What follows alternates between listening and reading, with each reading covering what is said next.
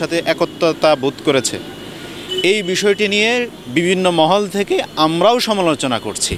কারণ এই যে হাসিনা সরকারের আমলে যে সকল কাউন্সিলররা নির্বাচিত হয়েছে বিনা ভোটে, তাদেরকে পুনর্বাসন করা মানে হাসিনা সরকারকে পুনরায় ক্ষমতায় জীবিত করা, পুনর্বাসন করা। তো সেই জায়গা থেকে আমরা বলছি কোনোভাবেই কোনো কাউন্সিলরকে কোনোভাবেই পুনরায় আবার তাদেরকে বহাল করা যাবে না। এটি করলে রাষ্ট্র পুনরায় আবার বিকলাঙ্গ হবে।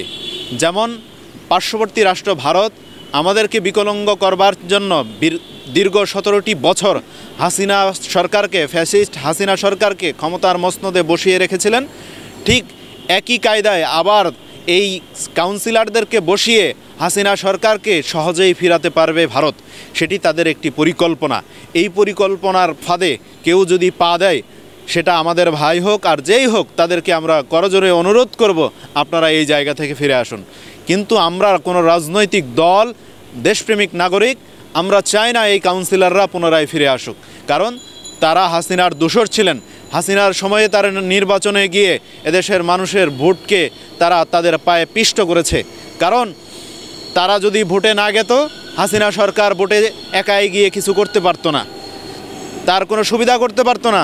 তারা সেই হাসিনা সরকারের সুবিধাভোগী, এই সুবিধাভোগী দালালদেরকে যদি পুনরায় ক্ষমতায় আনা হয়, তারা যদি আবার ক্ষমতার মসনদে বসে যায়, তাহলে তো হাসিনা সরকার পুনরায় আবার ক্ষমতার মসনদে বসে গেল।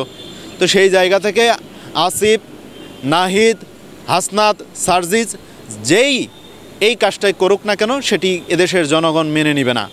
সে 24-এর গণ অভ্যুত্থানের মহানায়ক হতে পারে, সেটা তার জন্য সম্মানজনক, আমরা সেটা স্বীকার করি। আমাদের ভাইয়েরা কর্মসূচির ঘোষণা দিত, আমরা দায়িত্ব ভার কাঁধে নিয়ে সেই আন্দোলনকে বাস্তবায়নে রূপ দিতাম। আমরা যুদ্ধ করেছি, আমরা রক্ত দিয়েছি। আমি আমার দলের প্রায় 53 জন আজকে রক্ত ঝরিয়েছে, আর 7 জন শহীদ হয়েছে। তার মধ্যে ছাত্র প্রতিনিধি হলো 4 জন, 3 জন আমার বিভিন্ন ইউনিটের। টোটাল এই 7 জন ভাই আমার দলের, ছোট্ট একটা গণ অধিকার পরিষদ দল। এই দলের যদি 7 জনের জীবন দিতে হয়, তাহলে অন্যান্য জায়গায় যারা দল করে না, সাধারণ মানুষ, দেশপ্রেমী রিক্সা চালক, অন্যান্য ব্যক্তিরা, তারাও তো এই দেশকে ভালোবেসে মনে করেছিল এই হাসিনা সরকারকে ক্ষমতার মসনদ থেকে ফেলে দিয়ে এদেশকে একটি ভালো, সুশৃঙ্খল এবং বসবাসের উপযোগী একটি দেশ হিসেবে তারা চায়। সেই জায়গা থেকে এই 24-এর গণ অভ্যুত্থানে তারা অংশ নিয়েছিলেন। আমি আরেকটি কথা পরিষ্কার করি, হয়তো আমাদের অনেক ভাই বলেন যে শুধু কোটা সংস্কারের মধ্য দিয়ে এদেশ স্বাধীন হয়েছে দ্বিতীয়বার। আমি বলবো এটি সম্পূর্ণরূপে ভুল কথা।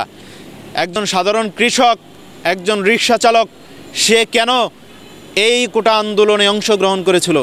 তার কি স্বপ্ন ছিল সে কি চাকরি বাকরি পাবে? সে কি সরকারি কোঠায় কোথাও আবেদন করেছে? না তো। সে তো তার ভোটের অধিকার, ভাতের অধিকার, চিকিৎসার অধিকারের জন্য, তার মৌলিক অধিকারের জন্য এই আন্দোলনে তার কর্মচারী, ধরেন একজন শিক্ষক, সে তো নিজেই স্টাবলিশ, সে কেন এই আন্দোলনে যোগ দিছে?